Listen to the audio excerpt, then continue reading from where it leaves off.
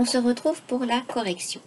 Un site internet refuse de reprendre une commande. Le client a renvoyé le produit un mois après la réception. Donc effectivement, donc ça c'est autorisé puisque le délai de rétractation c'est 14 jours à réception de la commande. Donc en fait, le site internet a le droit de refuser puisque vous avez mis trop longtemps. Il y a des sites qui autorisent un mois, même il y a des sites qui vont jusqu'à 100 jours, je crois, chez Asos ou je ne sais plus quel site. Mais minimum, donc c'est 14 jours, donc le site internet peut très bien mettre des conditions. D'autant plus si vous achetez par exemple à l'étranger, où là ce sont les conditions générales du pays qui s'appliquent la loi du pays, et donc là on en sait encore moins. Excusez-moi, il y a un petit bitonneau. Hop. Alors, un commerçant n'étiquette pas les vêtements exposés sur un mannequin de sa vitrine. Eh bien ça, ce n'est pas autorisé, tous les prix. Obligation d'information sur le prix. Donc, effectivement, parfois, vous avez les prix sur les articles, mais dans une vitrine, vous avez à minima le prix sur des petites étiquettes en bas, ce qui n'est pas toujours très pratique pour trouver le prix, mais c'est la loi. Un épicier refuse de vendre de l'alcool à un client manifestement ivre. Effectivement, il a le droit de refuser. Vous avez le droit de refuser de vendre de l'alcool à quelqu'un qui est déjà ivre. Une grande surface ne donne pas la liste des ingrédients utilisés sur les produits de son rayon traiteur. Eh bien ça, ce n'est pas autorisé puisqu'il y a obligation d'information sur la nature du produit. Un short est étiqueté fabriqué en France alors qu'il vient de Chine. Eh bien ça, c'est déloyal au titre de l'origine, puisqu'on doit mettre le pays. Un produit promotionnel n'est pas à la vente dès le premier jour. Eh bien ça, c'est déloyal parce que le produit n'existe pas. Annonce d'un buffet en pain massif alors qu'il est en contreplaqué. Donc ça, c'est déloyal sur la composition. Un filet d'orange vendu pour 2 kg n'en contient que 1,5. Donc ça, c'est déloyal sur la quantité. Des pommes annoncées bio alors que ce n'est pas le cas. Donc ça, c'est sur la qualité substantielle. Vous ne les achèteriez pas si elles n'étaient pas bio. Une pizzeria annonce cuite au feu de bois alors qu'en fait, c'est électrique. Donc ça, c'est déloyal sur le mode de fabrication.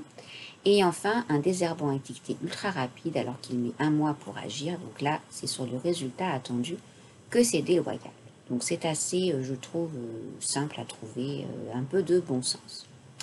La protection du consommateur lors de l'exécution du contrat.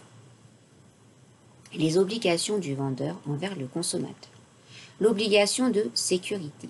Les produits et les services doivent présenter, dans des conditions normales d'utilisation ou dans d'autres conditions raisonnablement prévisibles par le professionnel, la sécurité à laquelle on peut légitimement s'attendre et ne pas porter atteinte à la santé des personnes. L'obligation de garantie légale de conformité. Un produit n'est pas légalement conforme s'il ne correspond pas à l'usage ou à la description faite par le vendeur et à laquelle l'acheteur s'attend. Le vendeur répond aussi du défaut de conformité lié à l'emballage, aux instructions de montage et à l'installation si celle-ci lui incombe. L'obligation de garantie légale des vices cachés. Le vendeur est tenu de la garantie à raison des défauts cachés de la chose vendue qui la rendent impropre à l'usage auquel on la destine, ou qui diminue tellement cet usage que l'acheteur ne l'aurait pas acquise ou n'en aurait donné qu'un moindre prix s'il les avait connus.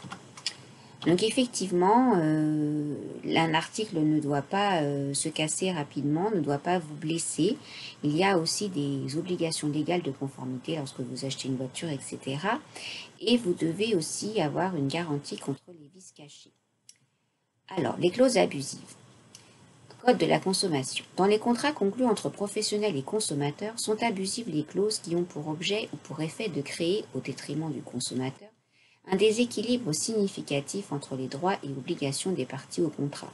C'est en fait quand le consommateur est responsable de tout et le vendeur responsable de rien. Clause limitative de garantie. Elle a pour objet de soustraire une partie de la garantie due par le vendeur. Donc, par exemple, vous mettez des clauses tellement restrictives qu'en fait la garantie ne va jamais s'appliquer. Clause limitative de responsabilité du vendeur. Elle a pour objet de soustraire une partie de la responsabilité du vendeur. Là, c'est la même chose. En gros, il est responsable de rien. Et clause de modification unilatérale du contrat, c'est-à-dire lui tout seul. Elle a pour objet de réserver au vendeur le droit de modifier sans accord de l'acheteur une clause substantielle du contrat, le prix, la qualité du produit, etc.